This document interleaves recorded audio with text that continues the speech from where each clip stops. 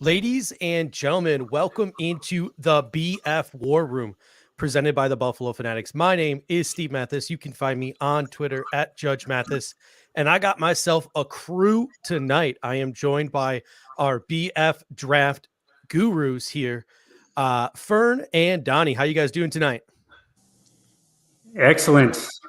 Ready to talk some football for sure. Yeah, are you guys ready to talk up some football? I know we are doing our top 5 edge rushers tonight because this is something that that you guys really wanted to talk about. This was what this is the topic you guys chose, so we're gonna have at it. Donnie, let's start off with this. Before we even get started with our top 5 and all this, who is the one defensive end you'd like to see the Buffalo Bills get out of this draft?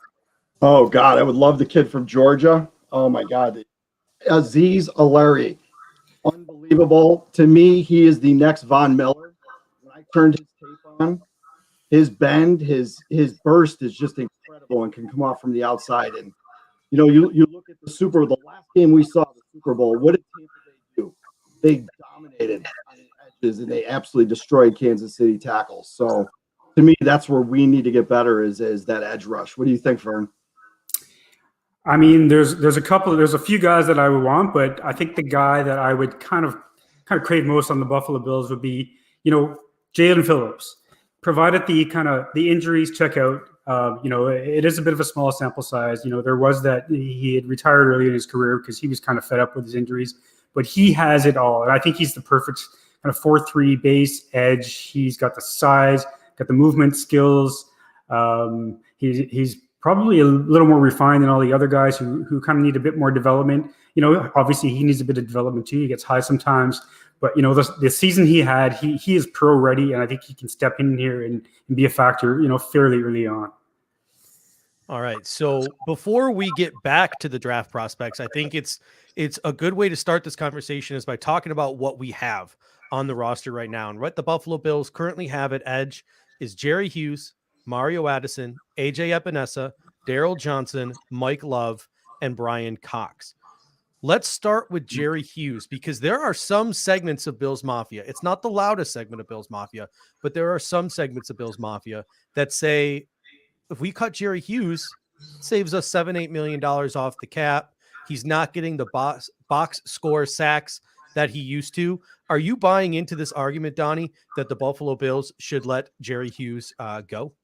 Well, a week ago, if you asked me that, I would say absolutely. But I really dug into this. And obviously, we know we only have a couple million to throw around. But when I looked at the depth chart right now, obviously the Bills after this year, we need to get younger. We have some young guys there. I think Epinesa took some strides. But if you look at Hughes and Addison, both, I think one's going to be 33 and one's going to be 34. So obviously, they're at the downside of their career. This is Hughes' last year. Now the way I look at it, I either see him restructuring to maybe put some of that money towards next year where we have over $100 million in cap and keep him in Addison, and then you have Johnson and Epinesa and maybe draft a guy, or we could pull a younger free agent. But obviously we need to get younger.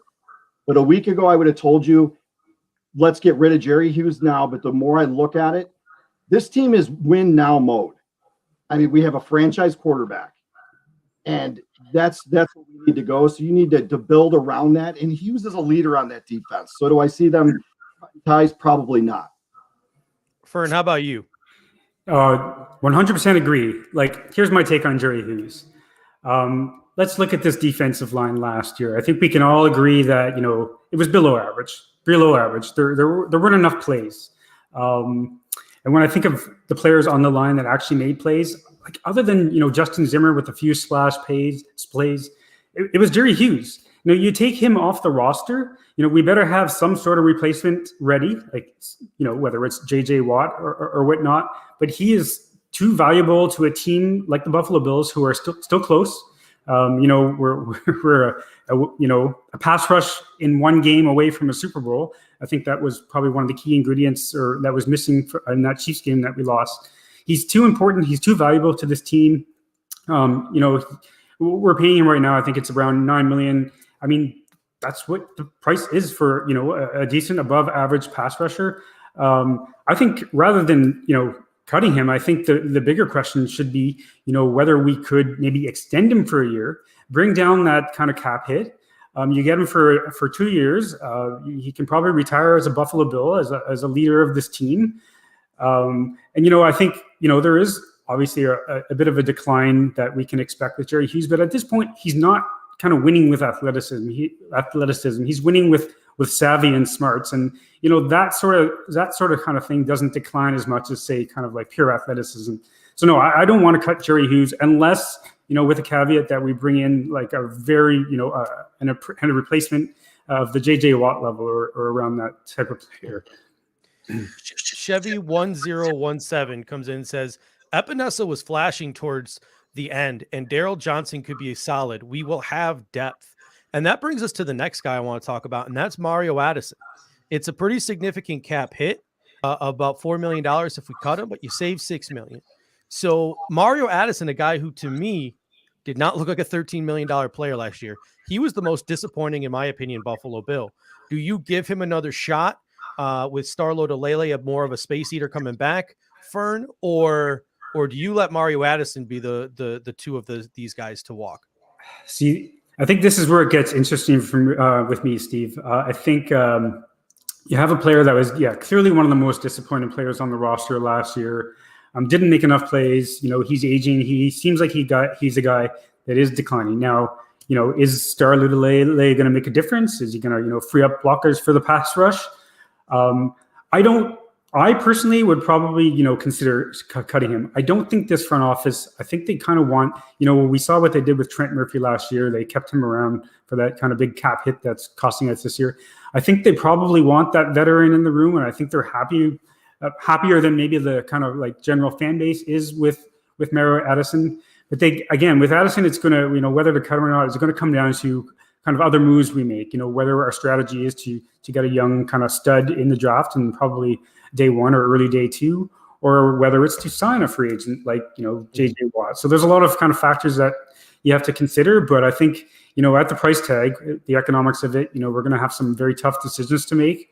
I think personally for me, he would probably be one of the guys with also those kind of two interior defensive linemen, Vernon Butler and Quentin Jefferson's, where you have to consider where the cap kind of where the savings can be. And I think I would probably lean towards kind of, cutting our losses. Yeah, there's a lot of people in the comment section who are anti Mario Addison. Donnie, are you with them? You know what? I'm not. I think a lot of it, when you just talked about Star, I think your whole defense, everybody last year said, oh, Star doesn't make any stats. But guess what? Our defense took a huge hit with Stars opting out for this season with COVID. And I think the biggest factor is Nate Edmonds is going to get 100 times better. And Oliver was in the wrong spot. Yeah. He had to play at a totally different position. You look at Tampa Bay years ago, Booger McFarland and Warren Sapp. Without Booger, Sapp wasn't what he was. He was taking that one gap.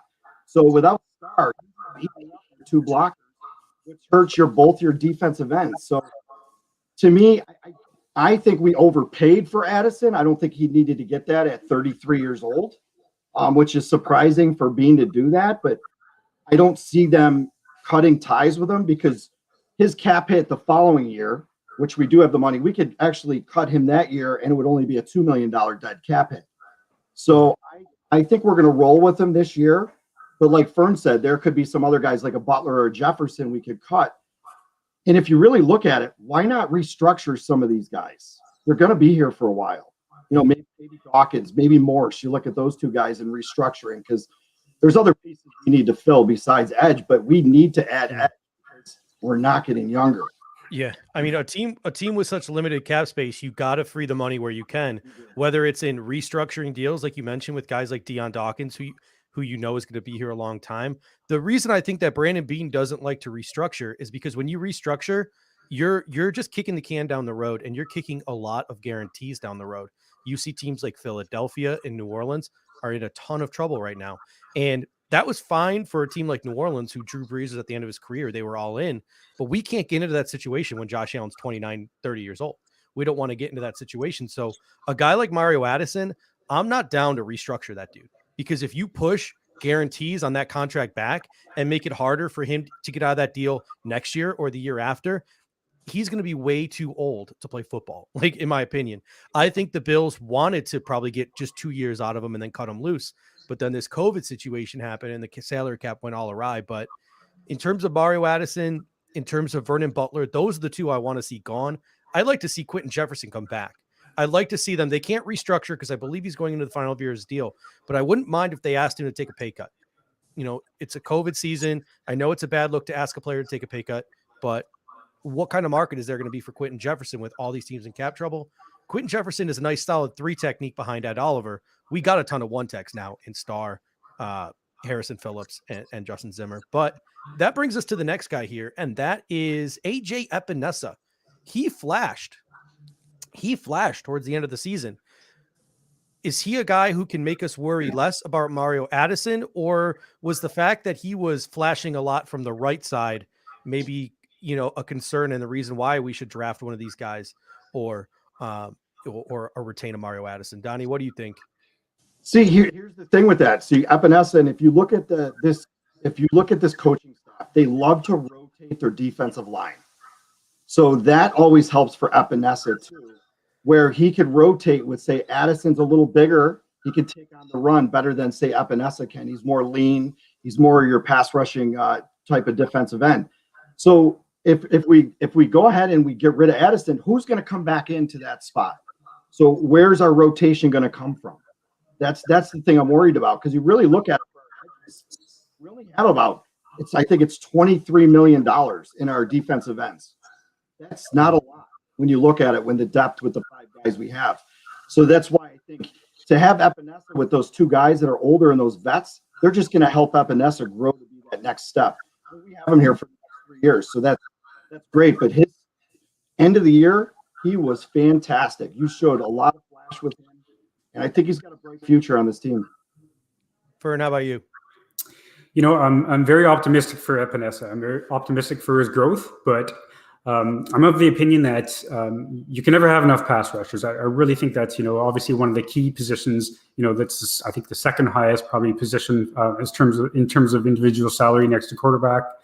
I don't think AJ Epinesa at this point kind of stops us from trying to improve the position or bring in more bodies at the position. Now, with Epinesa, it's interesting because, you know, you look at his college tape compared to his first year. I think he lost a lot of weight from college to his first year, and I think it was a bit of a transition for him. And I think, you know, post-season, I can't remember if it was Epinesa or Brandon Beane that alluded to it, that, you know, maybe he lost too much weight. So, and I think the goal is this offseason that he's going to put a bit more weight on and play with little bit more power. I definitely like what I saw kind of at the end of the year, that he was really starting to come on, and even early in the year. When he got some playing time, he had a few flashes, but I don't think we can kind of sort of cut loose Jerry Hughes or Mario Addison and just rely on maybe AJ Epinesa to be a starter, especially just given where this team is. You know, we're probably a 4-man pass rush away from being in a Super Bowl right now. I think it's one of the kind of key ingredients that I think I alluded to this. That's one of the key things we were missing against the Chiefs, is to get more organic pressure so that we can kind of play our game on the back 7. So I like Epinesa. I want to see him grow. Like Adon alluded to, I think we like to use a rotation. So it's fine, but I think he doesn't stop us from, or he's not the kind of guy that we just rely on to start if we cut one of those guys. And he also doesn't stop us from adding more bodies at the position. Yeah, because Richard Greenwood comes in and says, cut Hughes or Addison and sign Watt. But in that scenario, J.J. Watt, you figure, is your left end. On passing situations, he'd move inside to 3-tech. That would make A.J. Epinesa your starting right end. And you'd probably draft somebody or sign another guy. But in this scenario that Richard plays out right here, that Richard Greenwood plays out, you're going to need contributions from Daryl Johnson or a Mike Love or a Brian Cox. And Richard Rush asked that before, like, what do we think about Mike Love, Brian Cox, guys like that? Do you guys envision Daryl Johnson, Mike Love, or Brian Cox being able to be the fourth defensive end on this football team? Fern, how about you? So when it comes to sort of these kind of young developmental players, if it was the guard position, if it was a strong side linebacker position, I can rely on those guys and bring those guys along and give them a chance, in the regular season. When it comes to the edge position, I think it's just too key a position for me to kind of just rely on these guys to be starters, whether it's Darrell Williams at right end. Listen, I love the Darrell Williams story as a 7th round draft pick. I thought his rookie year, he really flashed. I was really hoping that this next year he would get more kind of playing time and become a regular contributor. Turns out, as a 7th round draft pick, he's been okay. He's a great special teams player. But I don't know if he's ready to come in and take significant snaps. I don't think it's a position that we can, unless the front office, sees more. And obviously, they get to see these players more often. Unless they see something more than I have right now, I don't want to mess around with putting a potential liability and not an asset at one of these positions. Same for Mike Love, even to a lesser extent. He's always kind of been that flashy player in preseason, but I don't know if we want to rely on, that sort of combination going into the regular season when we're this close. We have to maintain what we have right now. So that's my opinion on that. How about you, Donnie? Yeah, I just don't see how you cut 2 guys to bring in J.J. Watt. I just don't see it. So you get rid of Hughes, you get rid of Addison, you bring in Watt, he gets injured, then what where are we?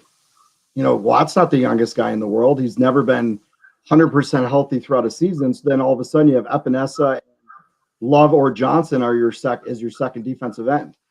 So to me, subtracting 2 to add 1 really doesn't make sense there. I mean, if we're going to lose 1 and pick up Watt, then I can see it if they do go that route. But I don't know. The more and more I think about it, I don't know if Watt's going to be. I don't think I don't think he's coming here. I'll just be honest. I don't think we should go that route. Not for what I'm hearing, $15 or $16 million a year. All right. Are you gents ready to talk about your top 5 edge prospects? Get into the nitty gritty of the draft season here. You boys ready? Sure. Good. All right. We're going to start with Kwity Paye from the University of Michigan. Here's a quick little video short of showing you what Kwity's game looks like.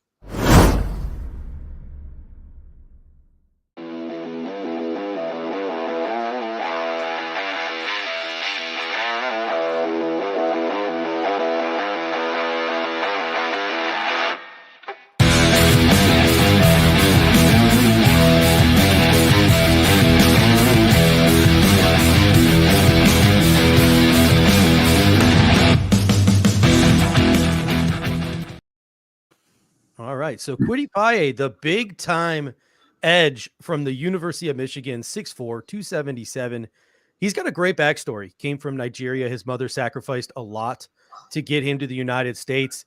I've seen some videos of this kid in the gym, and he's just an absolute freak. And, I believe someone referred to his 3-cone drill at the University of Michigan Pro Day as erotic. That's how good his 3-cone drill was at the University of Michigan Pro Day. So, Fern, what are your thoughts on Kwity Paye? Kwity Paye, I mean, the first thing you notice is, he's just a big, strong, thick, powerful defensive end. I think you can use him in a variety of ways. I think you can use him at edge. He's probably a guy that you can bring inside. I think he's probably, there's Bruce Feldman who puts out a freak list every year. I think Kwity Paye is like the number 1 player on the freak list this year. He's likely going to test to the roof. Like you mentioned, the 3-cone drill. He kind of reminds me, if you guys remember Ezekiel Ansah coming back a few years back. I think he just blew up the combine. I think we're going to see the same from Paye. I think Steve, you alluded to the backstory. Apparently he's a very family oriented guy, great character guy. Everybody in the building apparently raves about him. I think he was actually born in a refugee camp in West Africa. So he's probably faced some trials and tribulations in his life. Listen, he clearly needs some development. Like he's still a kind of a raw, unrefined technician at this point.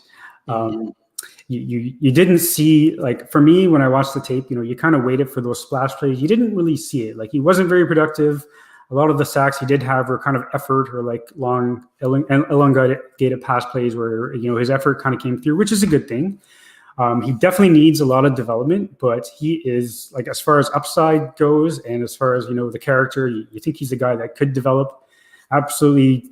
I don't think he's going to be there at 30. Don't get me wrong. I think he's probably a player that's probably out of the Buffalo Bills range, but I mean, he has everything in terms of the kind of the physical attributes you look for, and he just needs some time in development. And I think he's the kind of player you would bet on to develop. Yeah. I mean, only 2 sacks in 2020 in his limited games that he played. I think they played 8 games in the Big Ten, but 29 pressures and 17 hurries.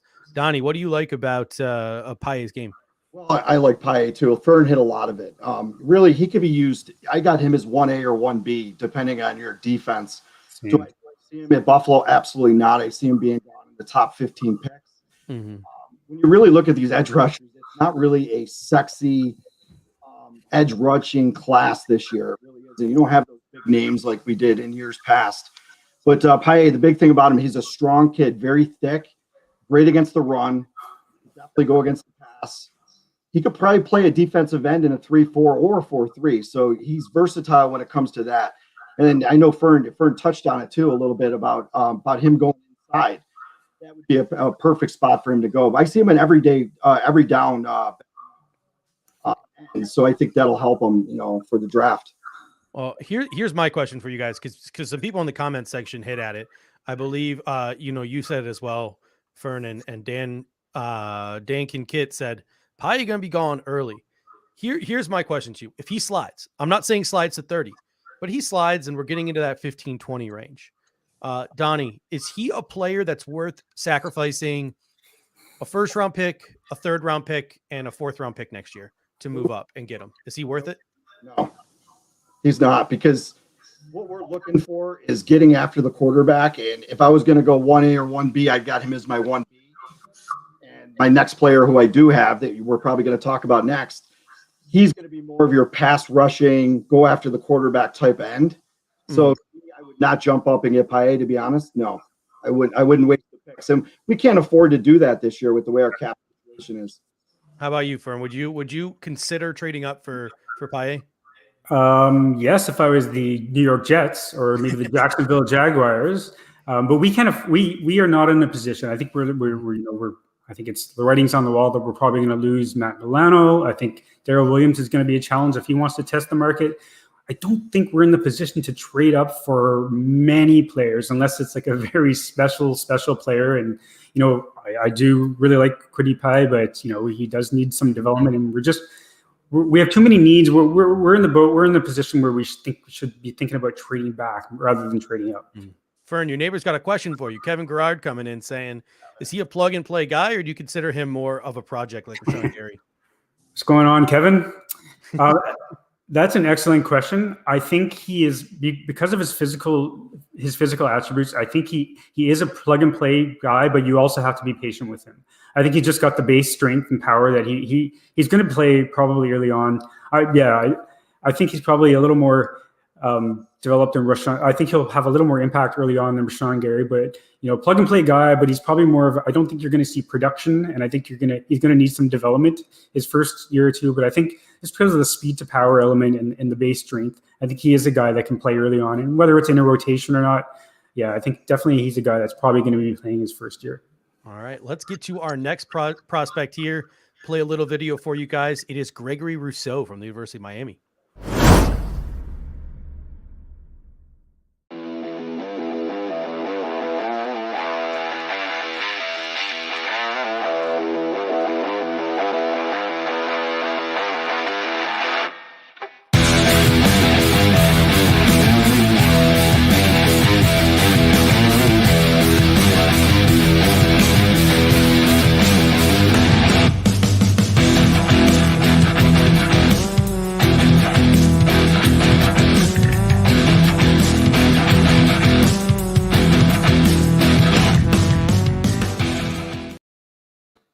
right. Gregory Rousseau, University of Miami, 6'5", 260 pounds. This guy was a top 10 pick in most preseason mocks, but he opted out of the 2020 season. He's only got 546 career snaps in college. But I mean, this dude was a high school wide receiver with Jerry Jeudy and Calvin Ridley down there in Florida. So, Donnie, what are your thoughts on Gregory Rousseau? If he slips to the Bills at 30 because of that opt out, is he worth the pick at 30? I would run to the podium immediately.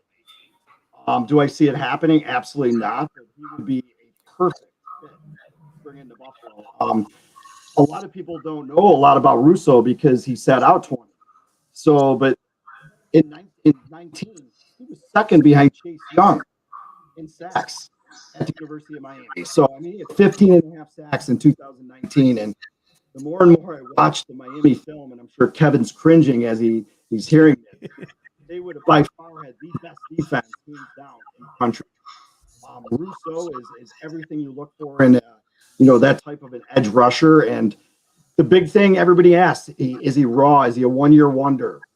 But that's why it's a draft. You take a chance, and you don't know what you're going to get. But to me, if he's there, even in the 20s, I would look at possibly adding him on. I have him as that 1A, 1B player. So, but I like Rousseau over Paye myself. But what do you think, Fern?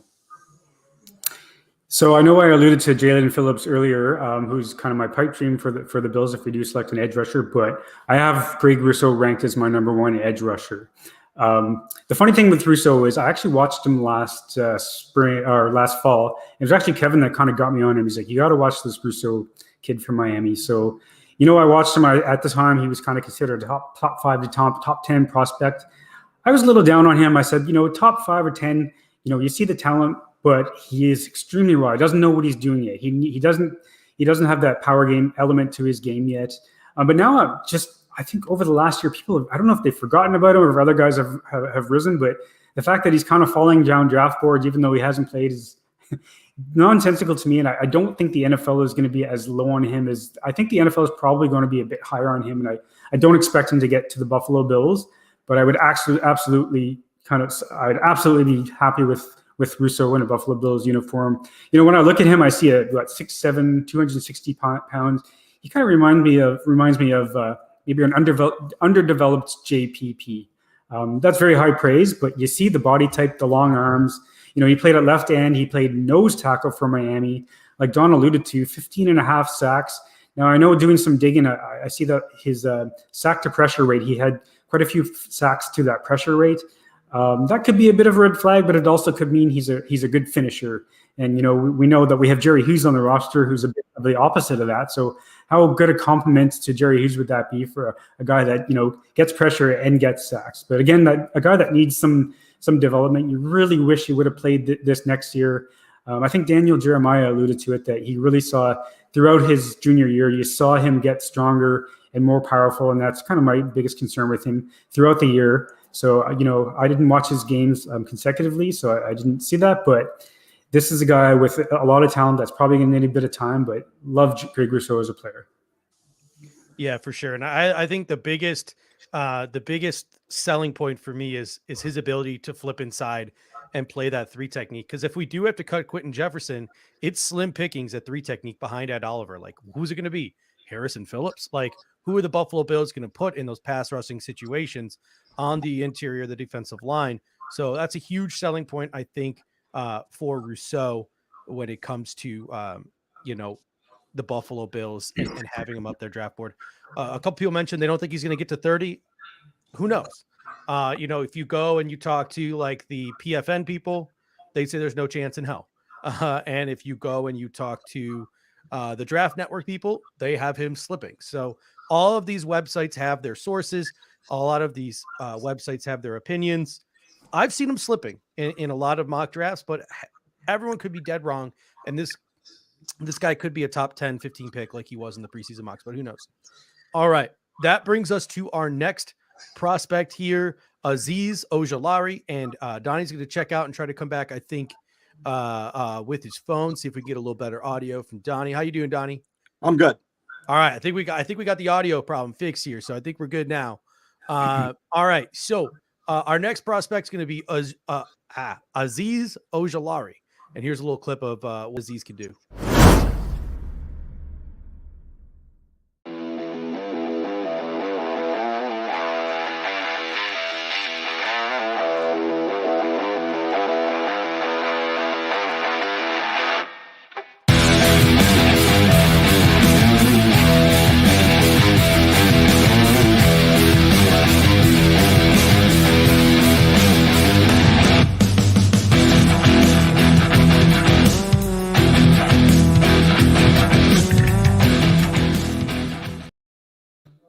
All right, so those were some clips of Azeez. He's definitely the loosest, I think, and bendiest edge in this draft class. I get Yannick Ngakoue vibes from this guy. Fern, what are your thoughts on Azeez, and is he a fit? Like, are the Buffalo Bills looking for Jerry Hughes Jr. or do they want a power player? You stole the words from my mouth when you said Jerry Hughes Jr. Because actually, when I watched Ojulari, even before we knew we were talking about him in a Buffalo Bills context, he actually kind of reminded me of Jerry Hughes coming out of Texas Christian. With Ojulari, I mean, if you want, he's the best pure speed rusher in this class. Mm-hmm. If you want a guy who can get from point A to point B, with point B being the quarterback, as quickly as possible, he's the guy. He's got that outside bend the edge type, Von Miller type characteristics. That's very high praise. I wouldn't, I know Donnie said that he compares him to Von Miller. You see it sometimes. He's got that great speed rush. He puts stress on those tackles. They get extended, and then he uses his hands pretty well already to kind of get to the quarterback. I'm very impressed with his speed rush. Also think he's a pretty good run stopper at this point in the juncture. For a guy who's 6'3", 240, he's got some good length. Again, like the other red rushers in the class, there's definitely some development. I think he relies on that speed rush, that outside move too much, only because it's worked for him so well. But as far as effort, this is a guy that you don't see him taking plays off. He's always involved. He's always getting in the backfield. Great effort. Is he a 4-3 kind of? Is he a stand-up linebacker or a 4-3 rusher? I think it's going to take some development, but I think he can play in a 4-3. But I think probably early on, he's going to be a guy that you probably want to use in a variety of ways, standing up, whether it's on the strong side. Would the Buffalo Bills be interested in a player like that? I don't know. If it's just kind of pure pass rusher after, then maybe. But another really solid prospect. And the thing about Azeez is, normally I'd say there's no way in hell. But the last time the Bills were able to bring in guys for pre-draft visits, they brought in Brian Burns from Florida State. They brought him in for a visit.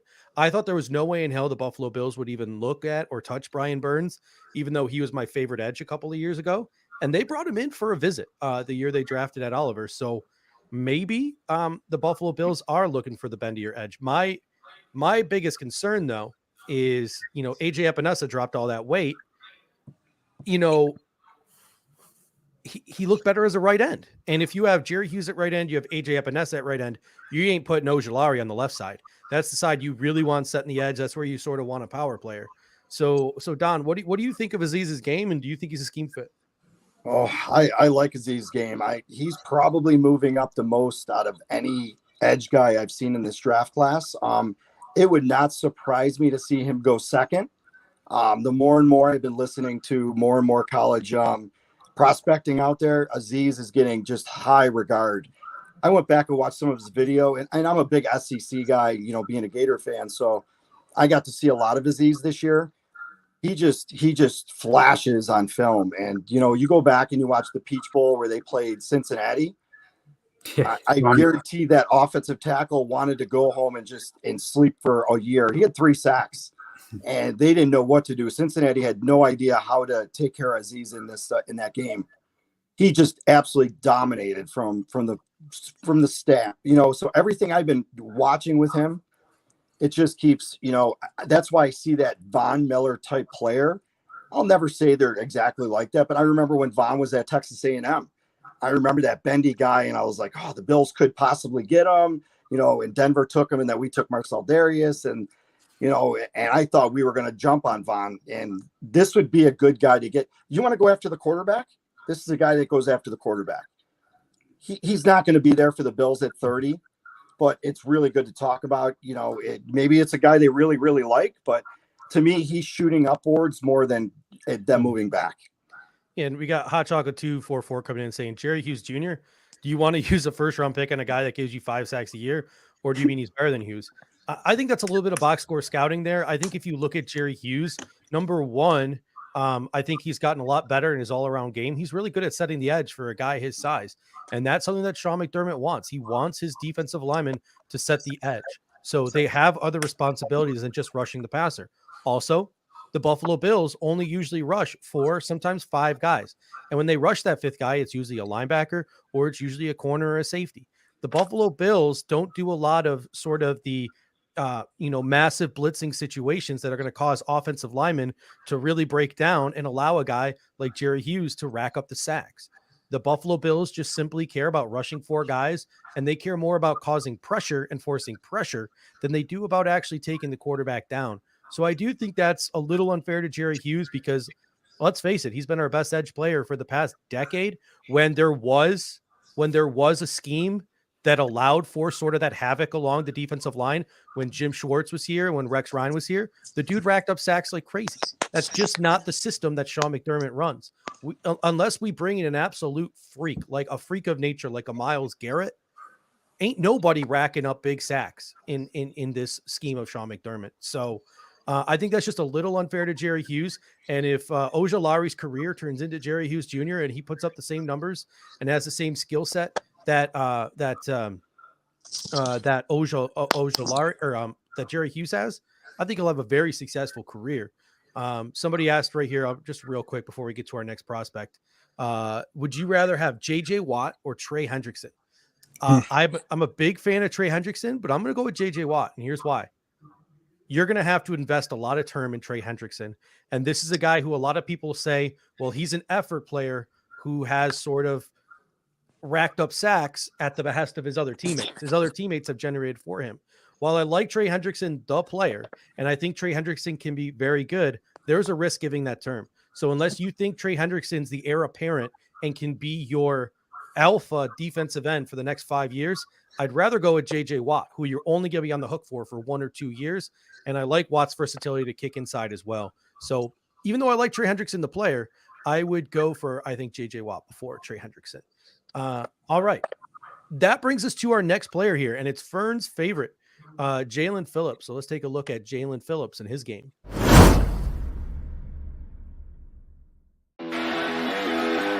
And he will rush.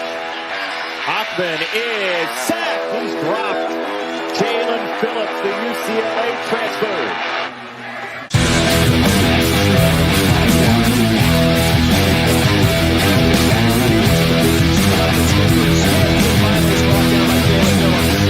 Another TFL.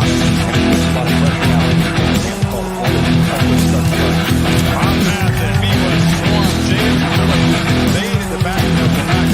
Scary Terry down. Quincy Roche and Jalen Phillips watch this matchup throughout the day. There's an NFL talent there. Speaking of Jalen Phillips, drags down Hooker for a sack.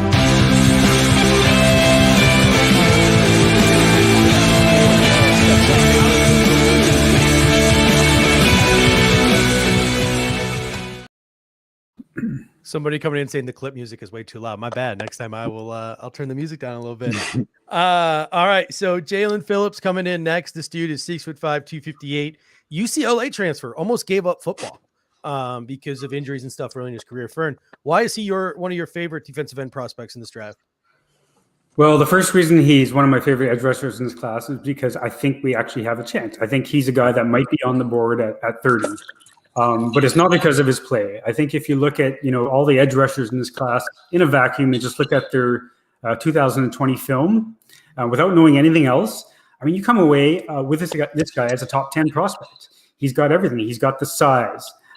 He's got power. He's got athleticism. He's got movement skills, production.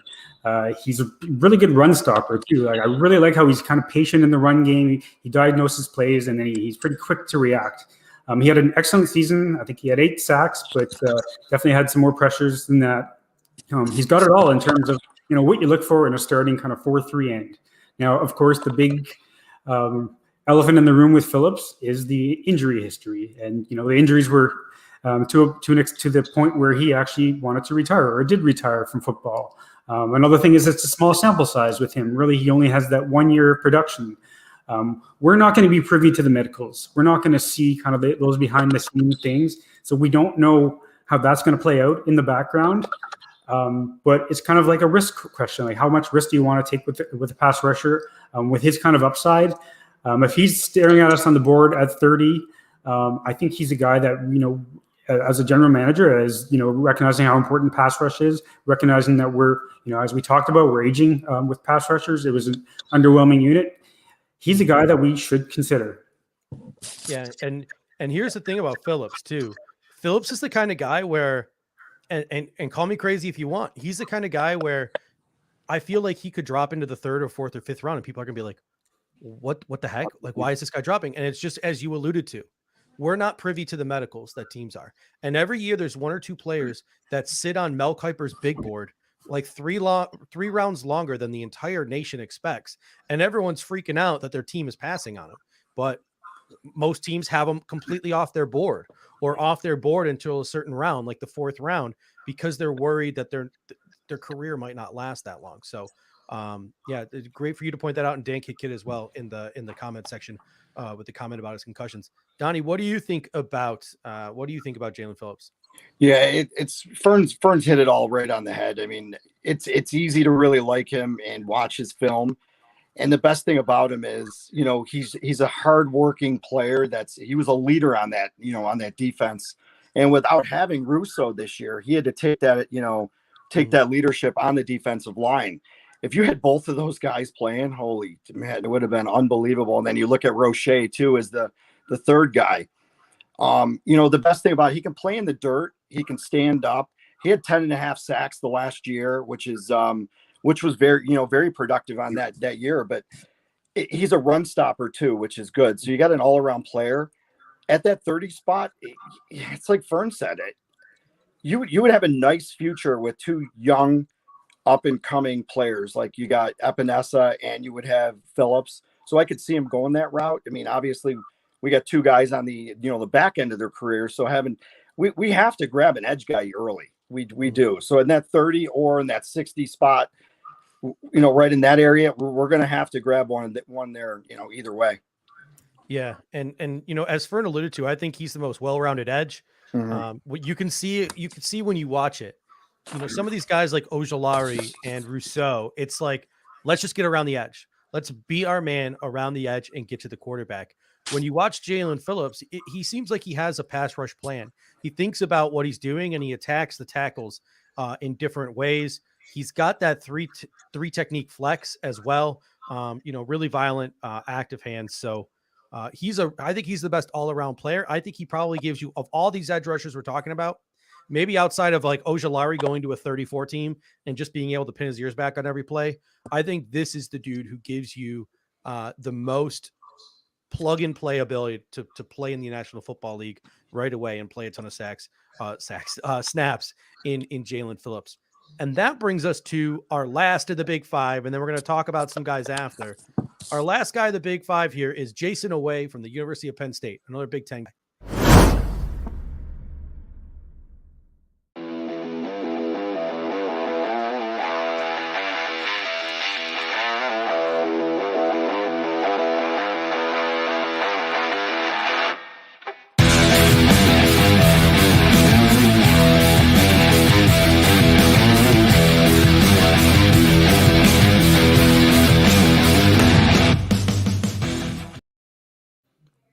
Now, Jason Away is a dude at, 6'5", 257 for Penn State.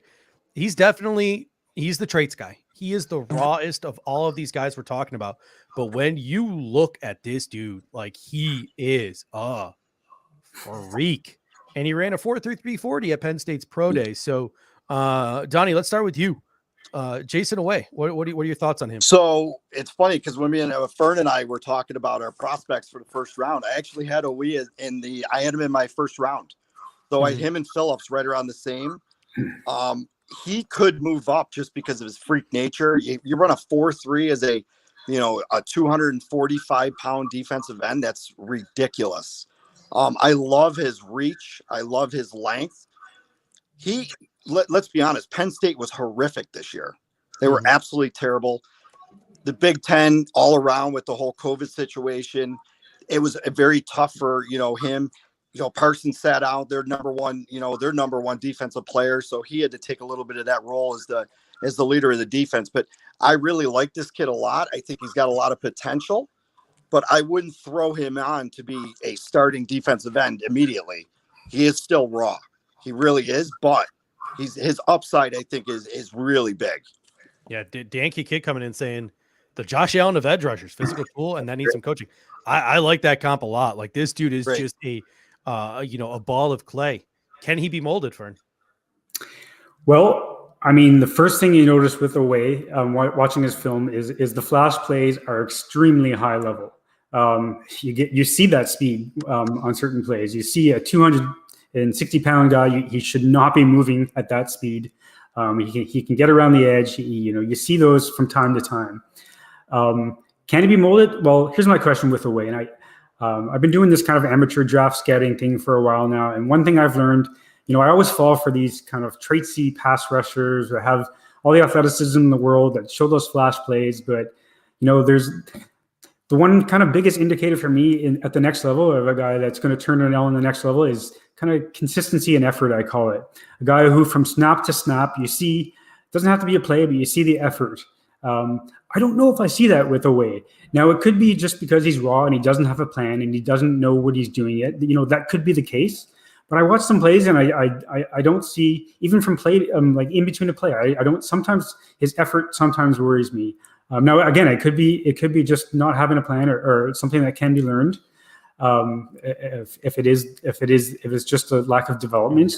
But when I look at guys like Jalen Phillips, Joe Tryon's another guy, a second round or a second day guy. Who's the other guy? The Texas kid, Joe Asai. My gosh, you see that effort, you see that determination, you see that violence from play to play, and I just see a bit of passiveness in Away's game, and I don't know if that's something that's just a lack of development. So that's kind of what concerns me with him. A little anecdote. There was a guy last year who was a defensive tackle from went to the Houston Texans, Ross Blacklock.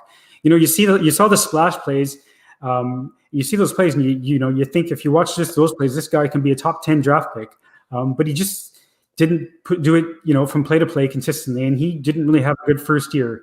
You can say the same thing about Josh Allen as a quarterback, though. So that was a really good point that commentator made. Maybe it's it is just a bit of development. Like Josh Allen, if you would have put a highlight reel of his rookie year together, it would have been phenomenal. But obviously he had a lot of learning to do, and in his case, he did learn, and the outcome's been fantastic. So maybe that's the case with the Way, but he's not a guy that I would touch in the first round. He's probably more of a day 2 guy. Yeah, because Richard Rush comes in and says, "Is he a second round pick? Do you see a way he slides to 60, or would the Buffalo Bills have to maybe give up some assets like a 5th round pick or like a 4th round pick next year to move up in the second round if they wanted to get away?" It doesn't look like he's going to slide, just from everything we're hearing from draft media, from all the main guys. And it only takes one team, right, to fall in love with those traits and that athleticism. So I don't think he will be there around for a second round pick. I personally don't think he'd be a guy I would consider trading up for, but I'll let Don take over on that one because I know Don's a bit higher on him than I am. Yeah, Donnie, talk about, do you think he slips to 60? And if not, like, what would you be willing to give up to move up into that second round? Would you be willing to move up early second round, or you'd have to give up a 3rd rounder? Or would you be maybe willing to move up like 10 spots where you can get away with a 5th rounder or a 4th rounder next year? Well, I don't think he'll be there at 60. I really don't. Everything I'm hearing, like Fern just said, he's moving up. If anything, when you run a 4.3 at your pro day, that helps everything, especially at that size. The best thing about, like, if he came to Buffalo, he doesn't have to play every down. So he would have some veterans there to really mold him to be the player he needs to be. So, like I said, you look at this last year, when I looked at film, like Fern said, I did see a little bit of that. But to me, it looked like that whole Penn State team did, and that's why their coach is moving on. It almost looked like that team quit this year. So I saw that in a lot of players there. So I think that's why he decided to go in the draft, because I think if he stayed another year, I think he'd be a top 20 pick, no problem. So to me, he's a great prospect. Do I move up for him in the second? It all depends what we do. It all depends what we do and the whole defensive end situation. Do we keep Addison? Do we keep Hughes? Are we going after Watt? Everything all depends on that. Mm-hmm. And we got Kendall Mursky coming in saying, but why would we draft a guy that isn't going to contribute like crazy in year one? And that actually brings us to our notables. So you guys had a bunch of notables you wanted to talk about. And I think it's good to compare one of our notables, Patrick Jones, to Jason Away, because you have a guy in Patrick Jones from the University of Pittsburgh. He's a pure 4-3 end. I get like some Jabal sheared vibes from him at 6'4", 265, but he's high floor, low ceiling. Like he's never going to be an elite pass rusher. He's just going to be a guy. Sort of like in that, I don't want to say Chris Kelsey, but like that Chris Kelsey type of player who'll just be a solid left end for his entire career, but he'll never be elite like Jason Away. So do you take the risk for a Jason Away and try to get that stud, or do you accept the low ceiling, but kind of know what you're getting in a Patrick Jones type? Yeah, I mean, the question is, with comparing those two players, is do you want to hit a single or do you want to hit a home run? I think with Away, you have the risk reward. You're taking a chance. With Patrick Jones, good solid prospect. He's been productive at Pittsburgh. He's been consistent. He's doesn't have the movement skills. He doesn't have the upside that a guy like Away said. I will say with Patrick Jones specifically, the Senior Bowl kind of highlights and practice kind of worried me. He didn't really take over any of those offensive tackles, didn't have the best Senior Bowl. So he's a specific guy that I have a bit of concerns about, whether he has kind of the power for it to translate to the next level. But I think, like you said, I think he's, kind of a low floor guy that can maybe be, an average starter for you for a long time, but not the most exciting guy for me. Donnie, you got any thoughts on Patrick Jones? Yeah, to me, he's a late second round, early third day guy. That's where I have him right now. It all depends how the draft goes right now, but to me, he's like you guys put it right on the button. He never flashed on film at all at Pitt. He was a good player, and I think he'll be a solid player, like you said, almost like a Chris Kelsey type guy. I don't think you're going to get that big reward out of him. I mean, could you get a solid career out of him? Look at a guy like Adrian Claiborne that came out of Iowa. Never flashed, never did anything real sexy at all. But guess what? He's still in the league. He's been here, 6-7 years now. And he's more than that, I think. Yeah, he could be longer. Geez, that's showing our age. It's one of those that he could be a good defensive end for a long time in the NFL, like a Claiborne is. So, but yeah, he's not the guy that you're trying to, get your 10 plus sacks every year from. Yeah. When I searched him up, because one of my favorite things to do is search a player on Twitter and go through and see what the various different scouts have to say. And a couple of things the various scouts had to say was like every single, sort of scout they talked about his work ethic, motor. Those were the words that came about when these scouts were talking to reporters and stuff about Patrick Jones. So number one, I think he is definitely on the McProcess radar. I wouldn't be surprised if the Bills considered him at 60. I think for Patrick Jones, I'd be more willing to see if he slips to the third round. Maybe he's like a poor man's AJ Epinesa, where AJ Epinesa slipped to the second round when everyone thought he'd be a first rounder. Maybe Patrick Jones will slip to the late third round when people thought he was a late second rounder, early third rounder. But I mean, a lot of what these scouts said is like, we weren't there to scout Patrick Jones. We were watching those two defensive tackles, and Patrick Jones flashed. Patrick Jones made plays. We're like, oh, hey, who's this Jones guy? When we were trying to watch film on these defensive tackles. So I think he's a sneaky guy. And I honestly, he's my sleeper pick for 60. Like if they call his name at 60, it will not surprise me in the least. And I think a lot of people in Bills Mafia will be shocked by it because it's not a name we're talking about. But I think Patrick Jones is definitely on the McProcess radar. The next name I want to get to wasn't on your list. And that's why I want to get to this name, because you guys did not put this name on your list of guys you want to talk about. And he is the Bills Mafia love child right now. And that is Carlos Boogie Basham. Are you guys Basham fans, or like you just didn't have him on your list? Donnie, let's start with you. You not a Basham fan? No. He's a day 3 guy to me. Doesn't fit in Buffalo. He's a bigger guy. You're looking at a 6'3", 280-pound athlete. He's going to be your 3-4 defensive end. That would be a perfect spot for the Jets, probably a guy like that.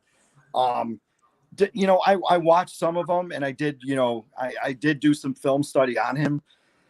I just, he's not my pick to be in Buffalo, to be honest with you. It wouldn't make sense. He doesn't fit what we're trying to do. His first step, he's not the fastest first step. To me, he's not. I don't know what you think, Fern, but yeah, he wouldn't be my pick. I totally agree with you. He is. I don't think he's. Well, first of all, I'll say back to your comment, Steve, about Bills Mafia being a big fan of him. I think every fan base of all 32 teams in the league is a fan of him. If you read all the different websites, he just seems to be that guy that is capturing people's attention. But to Don's point, first of all, I actually heard an interview with him recently, and he even talked about how his perfect fit of a position is 5 tech and a 3-4 defense. It's what he enjoys playing. He's a bigger guy. He can take up blocks. I know he can give you a bit of pass rush ability. I will say he did have a pretty solid Senior Bowl. It was fairly impressive for a 6'5", 280-pound player. But I don't. If you wanted more of that sort of kind of base end that can kick inside, maybe it's somebody that we would consider in day 2. But I don't think he's ever going to be sort of like an 8 to 10 sack guy a year, pass rusher type, speed rusher type. He's more of a 3-4 defensive end, and probably not the best fit for this team. I'm going to respectfully disagree with the two of you, and not just because everyone loves Boogie Basham. People love Boogie Basham because A, his name is Boogie, like that's an awesome name, and 2, he lays the thunder on people. I think those are the 2 reasons why, a lot of people love Boogie Basham. But what I'm looking for the Buffalo Bills, we've just spent like the last hour talking about bendy edge rushers, and we have Jerry Hughes and we have AJ Epinesa, who for some reason lost 20 pounds. When we drafted AJ Epinesa last year, I was pumped because I want a power player along that defensive line, especially at the edge position. And you mentioned, Fern, that he's more comfortable at the 5 tech. I understand that. And maybe that's why the Bills would shy away, especially if he's admitting publicly that he'd rather play the 5 tech. But to me, this is a guy who can do what we all want JJ Watt to do. Come in and be a power player there at left end and kick inside and play that 3 technique on passing downs, and a power player along that defensive line, especially if we go out and get another 1 tech, a guy to sort of develop behind Star. You are freeing up lanes for guys like Jerry Hughes and Ed Oliver to be the players they are meant to be. But, to me, I see a souped up version, as Randy Harmon has said before, I see a souped up version of Shaq Lawson, like maybe a 6 to 7 sack a year guy, and a guy you can feel really comfortable and confident in setting the edge. I was a big Shaq fan. So there's definitely my bias there. Watching guys like Mario Addison play left end this year made me want to throw up. Like it just did. I want a bigger, thicker guy there at the left end position. So that's just a personal preference for me. But I respect you guys' take. So let's move on to another guy I respectfully disagree with you guys on. This is another guy. I don't know what you guys are seeing in this guy. And that's Joe Tryon from the University of Washington. Fern, tell me what you like about Joe Tryon. Okay. Joe Tryon is one of the most fun guys to watch on tape of all the edge rushers this year. He's just an animal out there. For me, it's the effort, it's the violence. He's a bull rusher straight through and through. He loves that part of the game. It was just a fun guy to watch for me. Now, do I think he sort of has the athletic upside of some of those first round guys we talked about? Probably not. But I think there is some kind of athleticism to be developed there. And for me, he's a guy that's kind of being slept on or forgotten on. And I think, again, it has to do with him not playing this past year. I think these guys, we start to forget about them. He's not a finished product. I think I read it somewhere in one of the scouting reports that he's a bull in the china shop right now. And I really like that because technique's not there. Hands could be flailing. But again, we talked about it earlier about some of the other players. It's that effort. It's that violence. He brings that on every down. I think he can play in a 4-3, or he can probably stand up in a 3-4 and play stand-up edge rusher. He's just a guy that I really liked watching on film. Think he fits with the schema as a day 2 pick somewhere in that late second to mid to late third range round. Really fun guy to watch. Donnie, is Tryon your boy too? I'm a big Tryon fan too. I did a lot of research on him. See, here's the thing. He was out the University of Washington. So you're number one, you're forgotten about anyway when you're playing out in the Pac-12. I don't want to talk about it. I'm a Pac-12 guy. I love watching the Pac-12 late game Saturday night. But, after the 19th season, he was a preseason All-American going into 20. A lot of people don't know that. He was a first team, Pac-12 guy. He had, I think, 8 or 9 sacks in 19. But like Fern said, you watch his video, he's all over the place. He can drop back, he can cover. He was going forward, he's bending. He's good against the run. I really like the guy. Be perfect at the end of round 2. In that 60 spot, he would be. And I think you'd fit in really well with what we do. You guys mentioned it. Like, yes, he has that effort. Like, yes, he's fun to watch because of that effort. But to me, he is just way too erratic. I would, if he was available in the 3rd round or something like that, or he slipped to the 4th, maybe you take a chance on a guy like that. But to me, I honestly don't see his fit in a 43. I think he's a 34 guy with his ability to drop back into coverage. And I think you could probably harness that pass rush potential a little bit more with him standing up. But if the Bills were to draft him, I think it would be more of like a Lorenzo Alexander role. I don't think it would be a hand on the ground type role unless they were looking to gradually move him into the Jerry Hughes position. So maybe they can use him like Lorenzo Alexander early and then slide him in to more of a Jerry Hughes type of role as Jerry Hughes ages out of this defensive line. So, I can see a fit for him, but I have to think about it and I have to struggle to find a fit for him. So again, just a little bit of a respectful disagreement there. All right. Who are the guys that you like late? Donnie, I'll let you start. Share a guy you like late. So a guy like late, you could look at Quincy Roche from Miami. We watched so much Miami film that, that could be a guy that you could like late, 3rd, 4th day, 3rd or 4th round. He was a transfer from Temple. He was, he was another transfer guy at Miami, So I liked him too. He had a tough season at Temple. So when he came over, he had a good season at Temple. I'm sorry, at 13 sacks, but he really wanted to showcase. I read a lot of stuff about him. He wanted to showcase what it was like to play against some of the big teams. So that's why he transferred over to Miami. He would be a guy I would look at in the 4th round there. How about you, Fern? Who's the guy you like late? First of all, I'll say this edge class, I think, is very intriguing for kind of 3rd round type prospects. There's a lot of, you start to dig into these guys, and there's a lot of like super athletic guys, high upside guys that need some development. 2 guys I'll point out are both on the same team, and that's those Florida State edge rushers, Janaris Robinson and Josh Kendo. 2 very different players. Janaris Robinson's probably more of your power kind of left defensive end. He's got a power element to his game, where Kendo is a Grey Gousso light. He's I think he's 6'7", maybe just under 250 pounds. He can bend the edge like you wouldn't expect to see from a prospect who's not really a household name right now. I don't think those 2 players were coached up very well at Florida State. I think they're 2 developmental guys you're going to have to kind of sit and learn with. But, if you're looking for either more of a power rusher or more of a speed rusher, you pick your flavor. And I think those 2 have a chance to develop into something. Yeah, we got a couple other people. Someone said Ellerson Smith, the 6'7", 260. He's a guy who flashed at the Senior Bowl. I'm going to go with Chauncey Golston from the University of Iowa.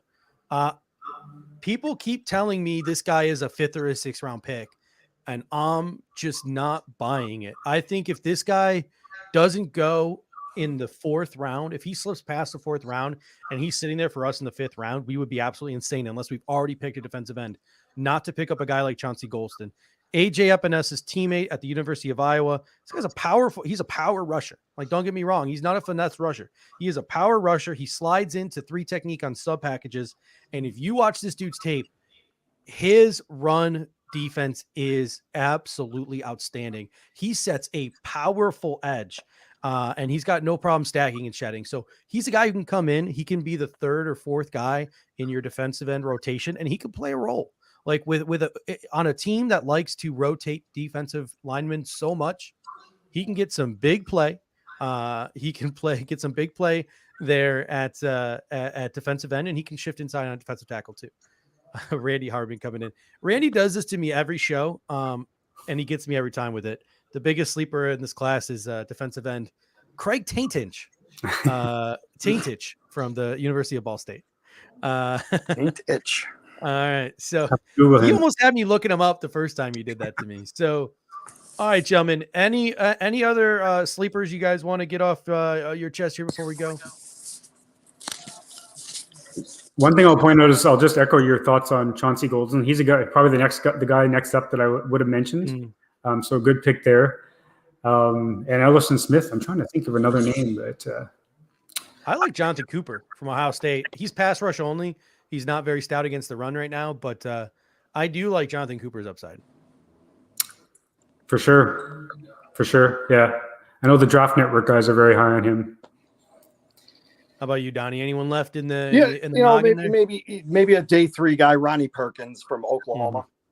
He'd be a guy I'd really Network look has at. first round grade on him. Who does? Pro Football Network has a first round grade on him. Dude, He's our number one I rusher. don't see a first round grade on him, but he'd be a guy I'd look at, and obviously a guy we didn't talk about either, too. And a guy we're probably going to see first or second is Joseph Asai. I think Fern, you mentioned him too, out of Texas. He almost to me looks like Jerry Hughes on film when you watch him. Yeah. Another guy we didn't mention is Jordan Smith, who's one of those tall, athletic, kind of developmental guys. A lot of those guys in this class, very similar athletic profiles. Yeah, it was really interesting to watch that defensive end class at the Senior Bowl too. Like Victor Demukes from Duke, I like him. Deo Adiabingo from Vanderbilt is another big boy, maybe more of a defensive tackle than he is a defensive end. And I don't know, have you guys had a chance to watch Hamilcar Rashid from Oregon State?